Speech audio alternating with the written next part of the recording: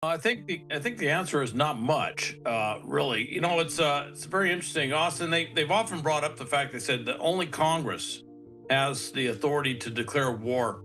Congress has not declared war since World War II, and you may have noticed some things happened in Korea, Vietnam, Iraq, Afghanistan, and several other places that looked a lot like war. They were definitely armed conflicts. Now, when we talk about the law of war, sometimes we will use as another way of saying it is the law of armed conflict, which are the body of laws that deal with some are codified in things like the Geneva Convention, the Hague Convention, things like that, and other things that are a body of laws that guide how we're supposed to conduct ourselves in warfare or armed conflict. And in this case, what has happened is, and it's not a surprising thing, but it is a continual graduation. First, the international drug trafficking organizations, the criminal cartels, the drug trafficking cartels, were designated as terrorist groups. Once they're terrorist groups, then they looked at these vessels that are owned or that are being run by them. Essentially, they look like stateless vessels. They're not registered. They don't seem to they're not flying a flag, anything like that. But they're carrying dangerous narcotics, and we've taken the next step of saying, okay, they're a terrorist target, and we've been targeting them like we would target a terrorist target, say, in Afghanistan or Iraq in years past. Now we've gone the next step, which is looking at the individuals and saying, okay, what is their status? And they're not lawful combatants. They are not combatants. They are not soldiers, sailors, whatever, from a foreign nation state. They're from a transnational terrorist organization, if you will. So we're now calling them unlawful combatants. And what that means is that they don't have all the protections in the Geneva Convention of a lawful combatant. And this is the same thing we did after World War II. And this is where you saw where we would take a lot of people into custody, and then they would go to various different places. They wouldn't be processed as criminals, but they weren't being treated as prisoners of war under the Geneva Convention.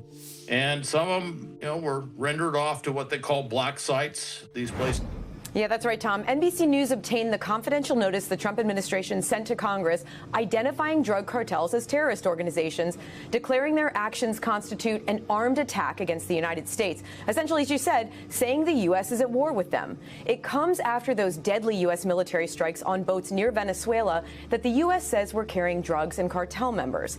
Though key Democratic Senator Jack Reed saying there's no credible legal justification for the U.S. actions.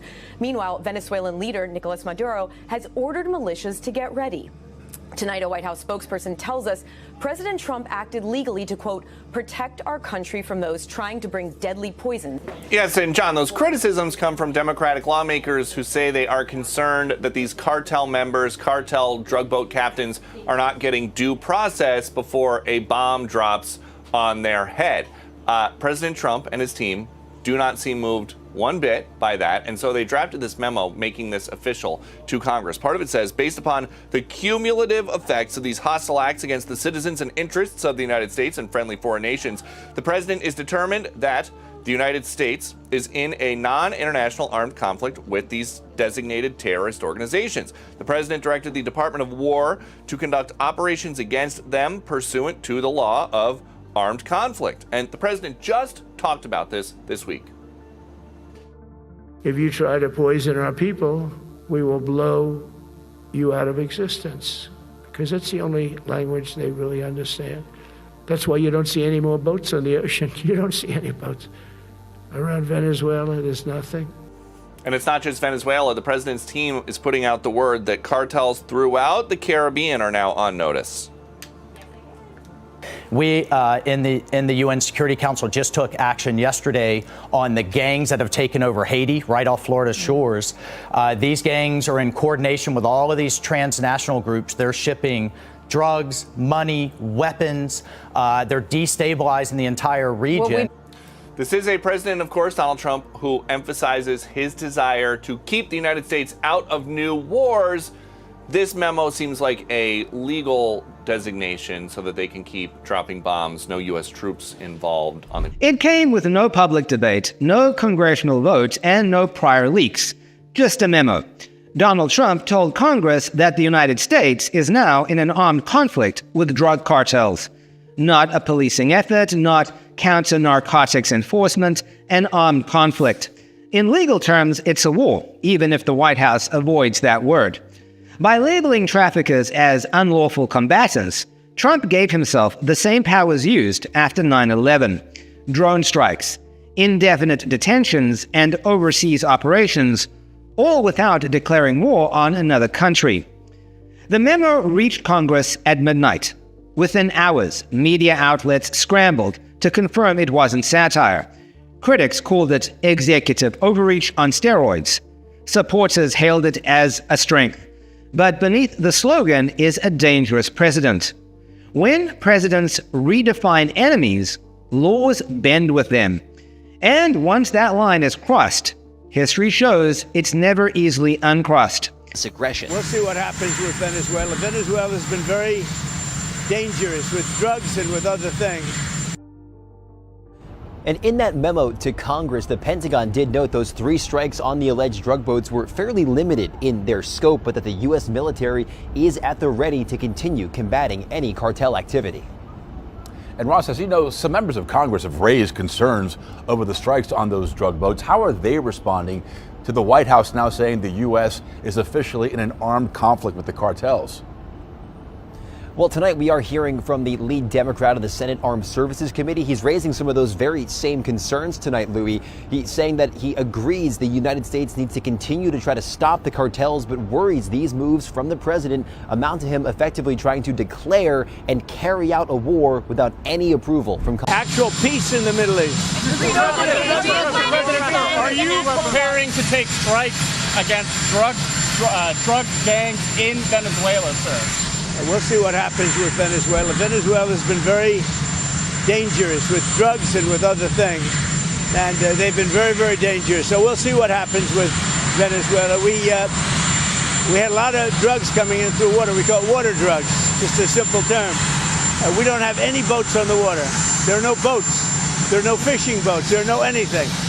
So we hit a number of boats. You probably saw that. And since we did that, we have absolutely no drugs coming into our country via water because it was lethal. And now we'll look at cartels. We're going to look very seriously at cartels coming by land. Problem. It's very interesting. It's amazing. It's just like in Venezuela. You've seen the boats going. We can't find any more boats. They're carrying drugs, massive. Every boat kills about 25,000 people. That's what they have. They had fentanyl mostly and a lot of other drugs. And we take them out, and we've taken out 4. So, and it's on air. Everybody gets to see it. Not that we like to do that, but every boat kills 25,000 on average. 20. Some people say more. You know, you see these boats, they're stacked up with bags of white powder. That's mostly fentanyl and other drugs too. And now we have a problem. General Kane says, sir, there are no boats out there. Not even fishing boats. They don't want to go fishing. I don't blame them. There'll be no fishing today. You know. But it's amazing what strength will do, because what we want to do is stop drugs from flowing into our country. It's destroying. We lost 300,000 people died last year. Everybody knows.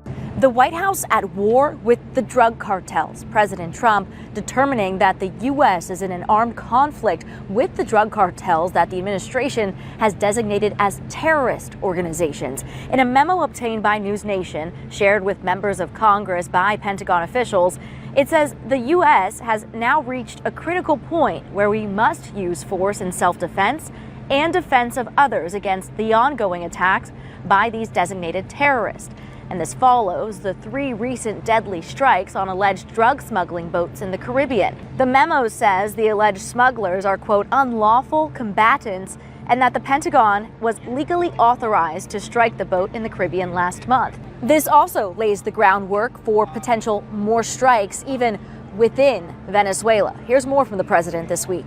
If you try to poison our people, we will blow you out of existence, because it's the only language they really understand.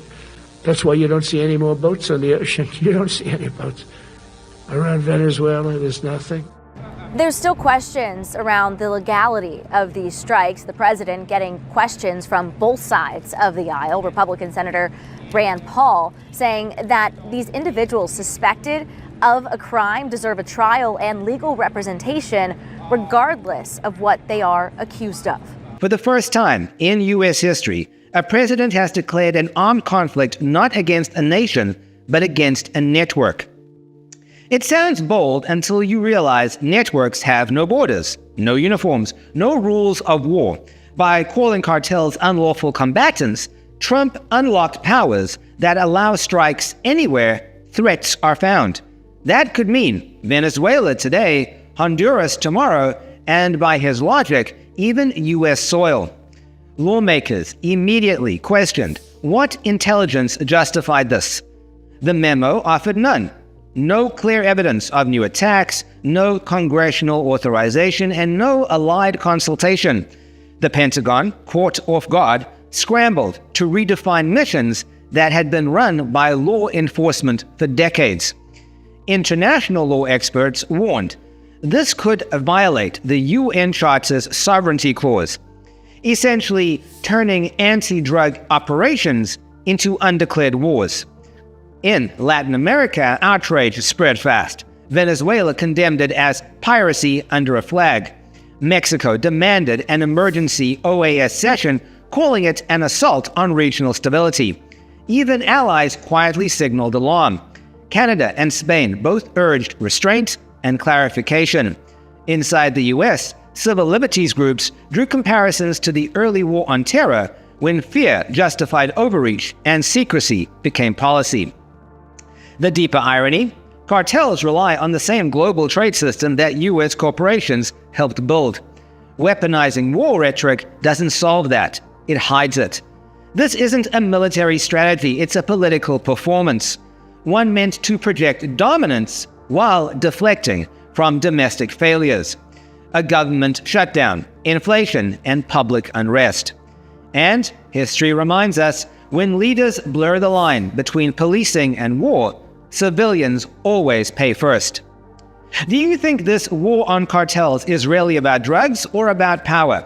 Let us know in the comment section. Should any president be allowed to declare war without Congress even voting?